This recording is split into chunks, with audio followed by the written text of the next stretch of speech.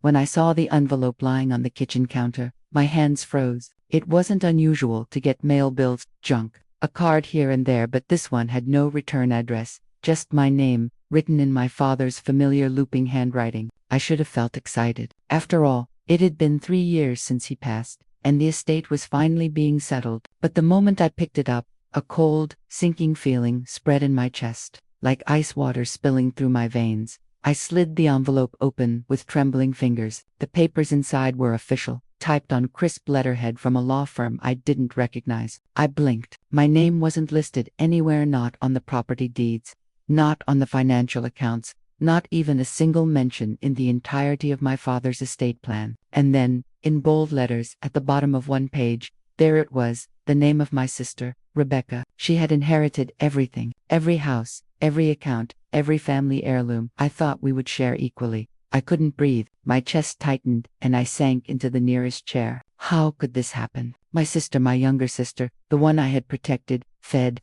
and stood up for through every fight, had erased me from my father's will. I thought I knew her, knew us, but apparently, I had been wrong. For days after that moment, I wandered through our old family home, now sold, replaying every memory I had with her. I remembered the time she had borrowed money just until next week and never paid me back. I remembered the birthday parties she had claimed she hated, yet somehow made sure she always had the best present. I remembered the way she smiled, just a little too wide, when she passed me a story about Dad's health or finances, always making sure I didn't know the full picture. And now, all of it, the inheritance, the security, the recognition of my father's love was gone, swept away by someone I had trusted more than anyone. I tried to call her, to understand, to plead. Rebecca, I whispered into the phone one night, my voice barely audible over the soft hum of the refrigerator. How could you do this? How could you erase me? There was silence on the other end, a pause so long I almost hung up. Then, finally, her calm, calculated voice. You weren't meant to have it, Sarah. Dad wanted me to handle everything. You always overreact. Her words hit me harder than any slap could. Overreact. Was I overreacting when I had given her the last 3 decades of my support? Was I overreacting when I had been there for Dad, held his hand during his last illness, sorted his medications, and planned the funerals? I couldn't speak. My throat closed up, tears pooling behind my eyes. I hung up the phone before I said something I would regret. That night, I sat at the kitchen table, staring at the ceiling.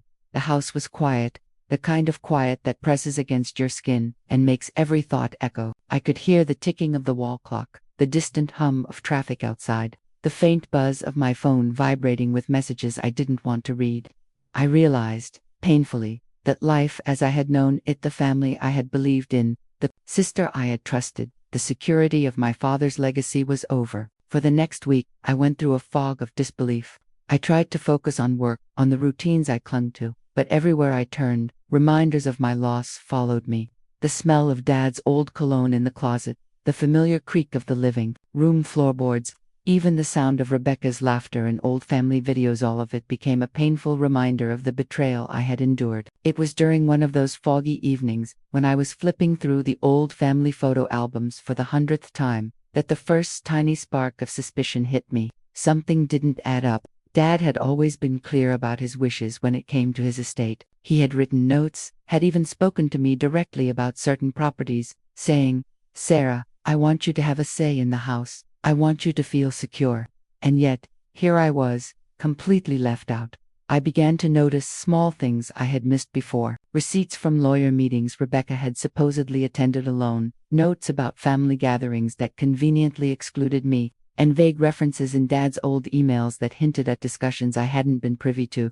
I had trusted her. Of course I had. But now I wondered if my trust had been manipulated, if I had been carefully guided to stay in the dark while she orchestrated everything behind my back. One evening, as I sat staring at the fireplace, my hands wrapped around a mug of tea that had long since gone cold, I realized I couldn't just sit there and accept it. The injustice was too great, and the betrayal too deep. I couldn't let Rebecca get away with this, not when she had taken everything from me. From the family we both loved, and from the father I had spent my life honoring. I had to act. I didn't know yet what the action would be, but I knew the first step. I had to gather proof. I had to understand exactly how she had managed to manipulate the legal system, the lawyers, and even Dad's final wishes. I had to be methodical, patient, and calm. Anger alone wouldn't win this battle. I had to outsmart her at her own game, and if I wanted justice, I needed evidence she couldn't deny. That night, as I closed the photo album and turned off the lights, I made a silent promise to myself. I would not be erased, I would not be forgotten, and she would learn that betrayal has consequences, even when it seems invisible. The next morning, I woke up with a clarity I hadn't felt in days. The fog of shock was lifting, replaced by a determination I didn't even know I possessed. I started by reviewing every document I could find, from Dodd's files, bank statements, old deeds, personal letters. I kept my laptop open on the dining table, papers scattered around me like a battlefield. The smell of old paper and the faint aroma of brewing coffee filled the room, oddly comforting in a way I couldn't explain. As I sifted through the stacks, a pattern began to emerge. Every transaction, every legal consultation, every property appraisal had her name on it. Every time Dad's estate was mentioned in writing, Rebecca's involvement loomed large, almost like she had rewritten history in her favor. My heart ached with a mix of rage and disbelief. How could she have pulled this off without me noticing? She was meticulous, careful, charming, a wolf in the most convincing sheep's clothing. I remembered a casual conversation Dad had had with me about his retirement property by the lake. He had said, "Sarah, I want you to think about summer visits. That house is for the family." And now, it was hers, completely hers. My hands trembled as I held the deed. My sister had made sure I had no claim. Every signature, every notarization, every tiny loophole had been manipulated in her favor. I couldn't just confront her blindly. I needed proof, so I called a lawyer I had met years ago, someone Dad had trusted. Her name was Michelle Harris, and she had a reputation for handling family estate disputes with both skill and discretion. I explained the situation briefly, trying to keep my voice steady, though it shook at the edges. "You're not imagining this, Sarah," Michelle said after a long pause. "If your name isn't on the will or the deeds, and Rebecca has been managing these accounts, there's likely something going on. I can look into the legal filings, and if there's any fraud or manipulation, we can challenge it." Hearing her say those words made my heart pound. This was the first time since opening that envelope that I felt like maybe, just maybe, there was a way to fight back.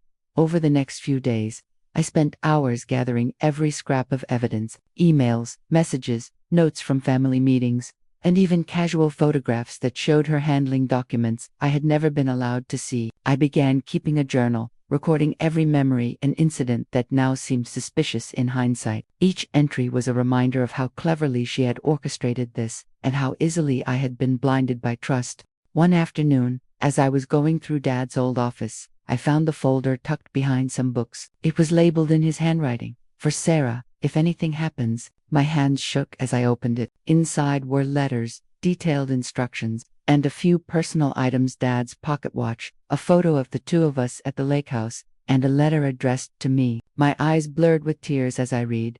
"Sarah, I know I may not always be able to protect you from everything in this world, but please know I trusted you to understand what is right and fair. If my estate ever becomes a point of contention, I hope you find justice with patience and clarity. Love, Dad." It was as if he had anticipated this. He had left me the moral compass, if not the legal power, to fight for what was right. With Michelle's guidance, we began to piece together Rebecca's maneuvers. She had not only convinced Dad, in his final months, to make certain legal changes, but had also misrepresented documents to the law firm. The more we uncovered, the more I realized this wasn't just gritty, it was strategic, cold, and calculated. But I had one advantage she hadn't considered. I had the truth on my side, and a lawyer who could unravel her carefully woven lies. Before taking any legal steps, I confronted her one evening. She answered the door with that same perfect smile I used to admire. I could smell the faint scent of her perfume, something sweet, almost comforting, a contrast to the storm brewing inside me. "Rebecca," I said quietly, keeping my tone calm, "we need to talk." Her eyes flickered for a brief moment. Was it guilt or calculation? Hard to tell with her. "Of course, Sarah. Come in," she said, stepping aside. I took a deep breath. "I know what you did. The will, the properties, the accounts, all of it. You erased me, and I know it wasn't an accident." She smiled again, thin and sharp. "Sarah, you always overthink things. Dad made his decision. I'm just following through. No, I said firmly, feeling a tremor of anger in my voice. Dad may have made decisions, but you manipulated him. You manipulated the lawyers. You manipulated everyone to take what wasn't yours. And I have proof. Her smile faltered, just for a heartbeat. She looked down, then back at me, measuring me. And what do you intend to do about it? She asked, voice deceptively soft. I intend to restore what was taken, I replied, not out of spite, not to hurt you, but because justice deserves a chance. There was a long silence. The clock ticked loudly in the background. Outside, a car drove by slowly, the sound of its tires scraping the asphalt like a metronome, marking the tension in the room. I felt the weight of years of betrayal settling in, but also a strange sense of relief. I had taken the first step. I had spoken the truth, and I was ready to follow through. That night, I began drafting the plan with Michelle. Step 1, organize all evidence. Step 2, prepare for legal filing. Step 3, anticipate her defense. Step 4, remain calm, patient, and strategic. Every emotion I had, shock, sadness, anger, was harnessed into purpose. I knew this fight wouldn't be quick, but it had to be done with integrity. I had learned from my father that true justice wasn't loud or vengeful. It was precise and right. For the first time since opening that envelope, I felt a spark of hope. This wasn't just about money or property. This was about respect, recognition, and reclaiming the dignity my sister had tried to strip away. It was about proving, to myself and the world, that even when family fails you, strength and patience can still carve a path to justice. The following week felt like a war I hadn't signed up for. Every day, I would sit at my dining table surrounded by files, letters, and printouts, my laptop glowing in front of me as I compiled a timeline of Rebecca's maneuvers. It was exhausting work, but it gave me purpose and, in a way, a strange sense of calm. The injustice I felt had transformed into action, and that was powerful. Michelle was methodical. Sarah, she said, during one of our sessions, we need to anticipate how Rebecca will react. She's clever, but she can't fabricate what we have. Every email, every meeting, every signature, these are concrete. I nodded, trying to push down the anxiety curling in my stomach. The idea of confronting my sister in court was terrifying, but letting her get away with this, that was unthinkable. It started with small, controlled confrontations. I would call her casually, as if nothing were wrong, and gauge her reactions. Every word she said, every pause, every overenthusiastic laugh, became part of the puzzle. I recorded nothing, illegally, just notes in my journal, impressions, behavioral patterns. It was exhausting, but it was necessary. I had to be smarter than her. When she tried to provoke me. One evening, I visited our old family home, now mostly empty since the property had been officially transferred to Rebecca. I stood in the doorway, letting the memory wash over me, the smell of Mom's old lavender sachets, the creak of the hardwood floor under my feet, the sunlight catching the dust motes in the air. This was the place I had grown up, laughed, cried, and shared secrets with my sister. And now, it was hers. I ran my fingers along the old fireplace mantel, tracing the small carved initials my father had etched for both of us. A lump formed in my throat. This wasn't just about money. It was about family, about legacy, about the trust I had given, and the betrayal I had endured. That night, I made a decision. I would not simply fight this legally. I would expose her, carefully, respectfully, without stooping to her level of manipulation. My father's teachings echoed in my mind. Justice does not need cruelty to exist. So I started reaching out to family friends, neighbors, even distant relatives who had been close to Dad. I didn't cast blame or create drama. I simply asked questions, verified information, and subtly collected their recollections about the estate, Dad's intentions, and Rebecca's behavior during his final months. Piece by piece, the picture became clear. She had worked methodically to isolate me, twist facts, and convince others that Dad's decisions had been entirely voluntary. Then came the most difficult part, confronting her publicly in a way that could not be dismissed. Michelle advised caution. "Don't let anger rule your actions," she said. "We want facts, evidence, and integrity. That's the most powerful weapon." I agreed. though keeping my composure when I imagined facing her in court was almost impossible. The day we filed the legal challenge, I remember feeling a strange mix of relief and anxiety. The courthouse smelled faintly of polished wood and ink, a scent that somehow calmed me, reminded me of my father's old office. I wore a simple dress, nothing flashy, nothing to draw attention. I didn't need theatrics. The truth itself was enough. Sitting across from Rebecca for the first time since discovering the betrayal, I saw the mask she always wore crack for a fleeting moment. Her perfectly curated smile faltered slightly as the clerk read out the filing. "Sarah is challenging the validity of the estate distribution," the clerk said. The words echoed in the room, heavy with implication. Rebecca's eyes narrowed, her jaw tight. "This is ridiculous," she said softly, more to herself than anyone else. I noticed a flicker of something. Was it fear?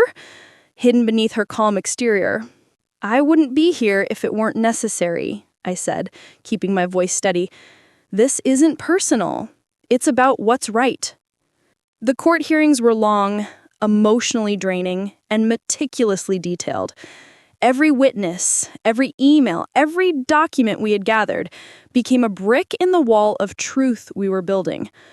Rebecca's lawyers tried to spin the narrative, to portray Dad's decisions as intentional and voluntary, but our evidence was overwhelming. Emails she had deleted were recovered. Witnesses who had initially been uncertain corroborated critical details, and Dad's personal notes, which I had preserved, became the keystone. I remember one afternoon in court, watching Rebecca as she realized how airtight our case had become. She tried to maintain composure, but the slightest tremor in her hand betrayed the panic beneath. She looked at me, and for a brief moment I felt a pang of sorrow for the sister I had loved once. But it was fleeting. Justice had to come first. The days felt endless, each filled with quiet moments of doubt and small victories. I would walk out of the courthouse, take a deep breath, and feel the sun warm my face, grounding me. At home, I poured my thoughts into my journal, noting not only the legal progress, but the emotional toll, the anger, the sadness, the betrayal, and the small victories that reminded me of my strength. I also found myself reflecting on Dad constantly. His words, his teachings, and his love had become my anchor. He had left me more than a will. He had left me a sense of integrity and patience, which guided me through every confrontation, every legal argument, every interaction with Rebecca. It was not the wealth that mattered. It was the principle, the moral rightness of my actions, and the restoration of truth. The weeks that followed were a quiet storm. Court sessions, meetings with Michelle, and late-night reviews of documents became my new normal. Every morning, I'd wake with a knot in my stomach, wondering what Rebecca would try next, what lies she would spin, and whether our efforts would be enough. But with each piece of evidence we presented, the truth felt more tangible, more undeniable. One afternoon, I received a call from one of Dad's longtime friends, Mrs. Caldwell. Her voice trembled when she spoke. "Sarah, I've always known how much your father trusted you. Rebecca, she tried to keep everyone in the dark, but now it seems you're finally giving him the justice he wanted." Her words struck me with both relief and sorrow. Relief that someone else saw the truth, sorrow for the years lost in silence. I began noticing subtle changes in Rebecca's behavior, too. In court, her once confident demeanor wavered. At family gatherings, she became curt and uneasy, avoiding eye contact as though the weight of her deceit was finally pressing down on her. I knew she sensed the tide turning, the carefully constructed house of cards she had built beginning to crumble. One evening after a particularly grueling day of testimony, I sat in the courthouse cafeteria sipping lukewarm coffee when I realized something profound. This battle wasn't just about reclaiming what had been taken. It was about reclaiming my own sense of self, my dignity, and my voice within the family. Rebecca had tried to erase me, but in trying to silence me, she had awakened a strength I didn't know I had. The turning point came during a testimony from one of the family lawyers who had worked with Dad years ago. He described in precise detail Dad's intentions and how Rebecca had subtly influenced certain decisions without my knowledge. Her attempts to manipulate had been clever, but not perfect. Each lie she had told, each omission she had orchestrated, only highlighted the strength of our evidence. I remember sitting in the gallery, heart pounding, as the lawyer concluded, "Based on the documentation, witness accounts, and the consistent pattern of manipulation, it is clear that Sarah was unjustly excluded from the estate, contrary to the decedent's clear intentions." A ripple of disbelief ran through the courtroom. Rebecca's eyes widened, and for the first time, I saw fear, the recognition that her carefully crafted plan had failed. The judge paused, reviewing the extensive documentation, and the room felt suspended in time. I gripped the edge of my chair, my palms sweaty, yet my heart felt steady. I had done everything I could to honor Dad and restore justice. When the judge finally announced the ruling, my knees nearly buckled. The estate was to be fairly redistributed. Properties, accounts, and family heirlooms would be shared according to the original intent of my father. Rebecca would retain her share, of course, but I would not be erased. I was seen, acknowledged, and restored. The room erupted in whispers, but I remained still, letting the words sink in, letting the weight of years of betrayal lift just slightly from my shoulders. After the courtroom emptied, I stayed behind for a moment, standing silently near the judge's bench. I allowed myself a single, deep breath. The sun streaming through the tall windows felt warmer, brighter, and for the first time in a long time, I felt hope. Later that evening, I returned home, exhausted but peaceful. I walked through my apartment, noticing the small details, the soft hum of the refrigerator, the faint scent of lavender from a candle, the quiet ticking of the wall clock. These ordinary, everyday things felt comforting now, grounding me in reality, reminding me that life continued and I had survived. I received a call from Rebecca that night. I didn't answer. Instead, I let it ring until it went to voicemail. When I eventually listened to her message, her voice was subdued, almost remorseful. "Sarah, I know you've won, and I am sorry." I didn't reply. Part of me felt a flicker of sadness for the sister I had once loved, but the larger part of me recognized that remorse spoken too late didn't erase years of manipulation. My victory wasn't about humiliation. It was about justice, integrity, and reclaiming what was rightfully mine. In the following weeks, life slowly returned to a new normal. I organized the properties I now had access to, settling old debts and restoring items of sentimental value that Rebecca had claimed. I spent time with friends and family who had supported me, savoring conversations, shared meals, and laughter that felt long overdue. Each day was a reminder that life could continue beyond betrayal, beyond greed, beyond loss. And yet, I carried the lessons with me. I learned that trust is precious, and betrayal can come from those we least expect. I learned that strength is not loud or vengeful. It is patient, methodical, and rooted in principle. I learned that family is complicated, that love and loyalty can coexist with deceit, and that even in the darkest moments, hope can survive if we nurture it carefully. One evening, sitting by the window with a cup of tea, I reflected on the journey. The sun was dipping below the horizon, painting the sky in shades of pink and gold. I thought of Dad, of the lessons he had left behind, and of the sister I had once adored. I felt a mixture of sadness, relief, and quiet triumph. I had faced betrayal, navigated injustice, and reclaimed my place in the family. I also knew that life was more than just winning or losing. It was about integrity, about standing up for what is right, and about protecting those values even when it is hard. The inheritance was restored, yes, but the true inheritance, the lessons of strength, patience, and moral courage, was something no one could take from me. after the court ruling, the days settled into a rhythm that was unfamiliar yet comforting. I spent mornings organizing the restored estate, reviewing accounts, ensuring properties were maintained, and reaching out to family members who had been kept in the dark. It was meticulous work, but every small task felt like reclaiming a piece of my life that had been stolen. One afternoon, I met with Michelle to go over the final legal details. We sat in her sunlit office, papers neatly stacked, pens poised. "Sarah," she said, leaning back in her chair, "you handled this with grace and patience. You didn't let anger rule you, and that's what makes this victory meaningful. It's not just about the estate, it's about the way you carried yourself through it." Her words warmed me, like sunlight breaking through a cloudy sky. I realized she was right. The victory wasn't only legal, it was emotional, moral, and personal. For the first time in weeks, I allowed myself a genuine smile. Later that day, I decided to visit Dad's favorite spot by the lake, the one where he had spent countless summers teaching us how to fish, how to garden, how to live with kindness and integrity. The air was crisp, carrying the scent of pine and water. I inhaled deeply, letting the familiar aroma ground me.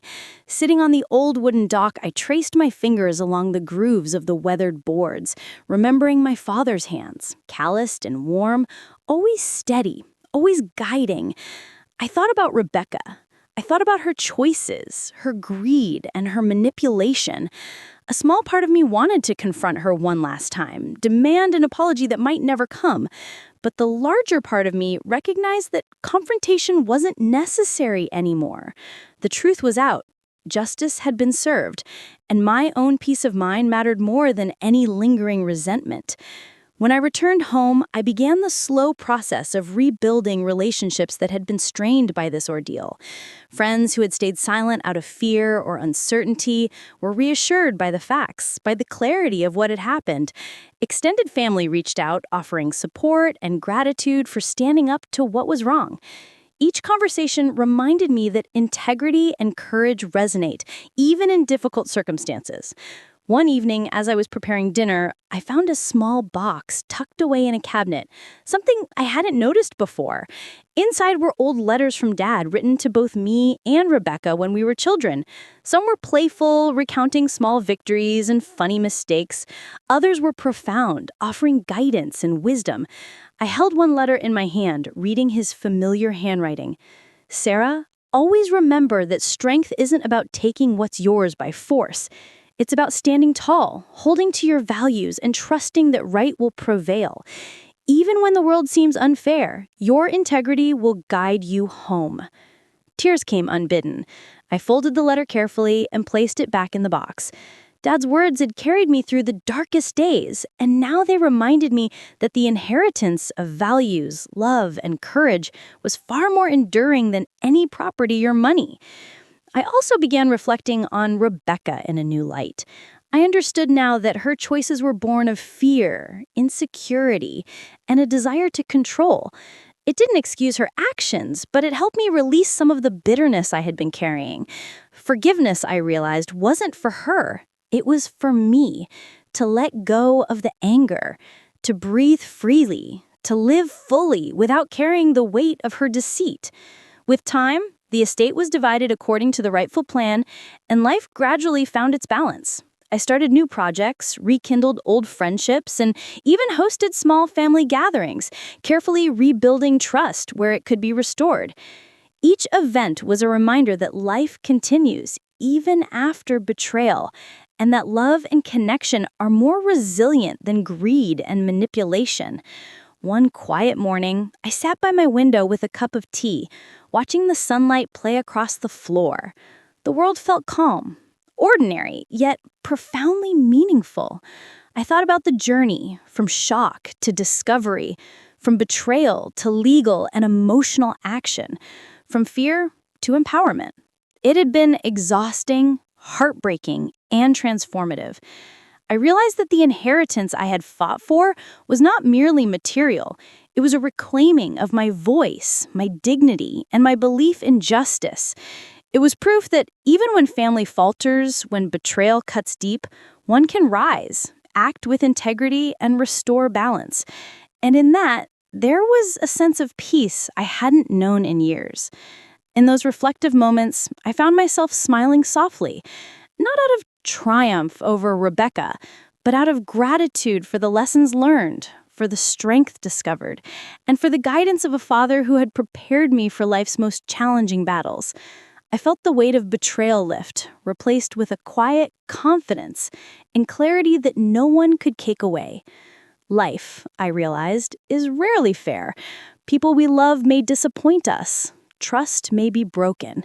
But in facing these hardships and standing firm with patience, evidence, and integrity, one can reclaim not only what was lost, but also a sense of self that is unshakable. The moment the court ruling became public, the reactions were immediate. Family friends, neighbors, and distant relatives who had only heard fragments of the story began reaching out. Some offered support, others shared their shock, and a few expressed relief that the truth had finally surfaced. It was overwhelming, yet grounding to see that honesty and perseverance had ripple effects beyond just the legal outcome. Rebecca, on the other hand, withdrew. Invitations she had once accepted suddenly went unanswered, and her presence at family events became tense, awkward, almost ghost-like. I didn't gloat or publicly humiliate her. That had never been the point. Justice wasn't about revenge. It was about setting things right, and I could feel that lesson sinking in with everyone who had witnessed this drama unfold. One afternoon, I found myself sitting with Aunt Lillian, an elder in our family who had always been quietly observant of Rebecca's behavior. She took my hand gently and said, "Sarah, what you've done, it's more than reclaiming property. You've shown what integrity looks like." Her words struck me in a way no court ruling ever could. This validation, rooted in love and understanding, felt like the real inheritance my father had left me: moral clarity and strength of character. Over the next few weeks, I focused on repairing the relationships that had frayed over the years. I invited my cousins, uncles, and family friends for small gatherings, sharing meals and stories that reminded us all why family mattered beyond money or possessions. I noticed, with quiet satisfaction, that the atmosphere felt lighter, warmer. People laughed again, shared memories freely, and the shadow of Rebecca's manipulations slowly faded. I even reached out to Rebecca once, cautiously, offering a gesture of reconciliation. I wasn't naive. I knew she might not accept it, but I wanted her to know that forgiveness, even partial, could exist without compromising justice. "Rebecca," I said softly, "I hope you can reflect on what's happened and find a way to move forward. I'm not seeking conflict, only clarity and fairness." Her response was brief, almost hesitant. She said, I'll think about it." No apology, no excuses, just a moment of acknowledgement. That was enough. I didn't need more. The fight was over, and I had emerged with dignity and a sense of closure. The healing process was gradual but transformative. I began journaling daily, capturing memories, thoughts, and emotions that had accumulated over the years. Each entry became a thread weaving together pain, anger, resilience, and hope. I also reconnected with old passions: painting, gardening, and volunteering at a local community center. These small acts of creativity and service reminded me that life was larger than the drama of betrayal. One evening, I sat by the fireplace, a soft breeze carrying the scent of autumn through the open window. I thought of my father, of the lessons he had instilled, and of the journey that had brought me here. I realized that while Rebecca's choices had caused me pain, they had also revealed something powerful: my own capacity for patience, strategy, and integrity. I had not only reclaimed my rightful inheritance, but had also reclaimed myself. I also reflected on forgiveness, not as an act of absolution for Rebecca, but as a gift to myself. Holding on to anger or resentment would have anchored me in the past. By letting go, I freed myself to live fully, to build relationships rooted in truth and trust, and to embrace opportunities that lay ahead. Friends and family noticed the change in me. I wasn't bitter or cautious. I was composed, confident, and compassionate. Conversations with relatives who had once been wary became open, filled with laughter and shared stories. Even Rebecca's silence in the background no longer disturbed me. I had found peace, and in doing so, had strengthened the family bonds that truly mattered. One day, while walking along the path to Dad's lake house, a place now shared and restored according to his wishes, I paused and looked around. The water shimmered in the afternoon sun, and the gentle rustling of leaves sounded like a lullaby. I realized that this journey, painful as it had given me perspective. Life wasn't about avoiding betrayal or disappointment. It was about how you respond, how you act with integrity, and how you nurture the relationships that matter most. Sitting there, I took a deep breath, feeling the crisp air fill my lungs.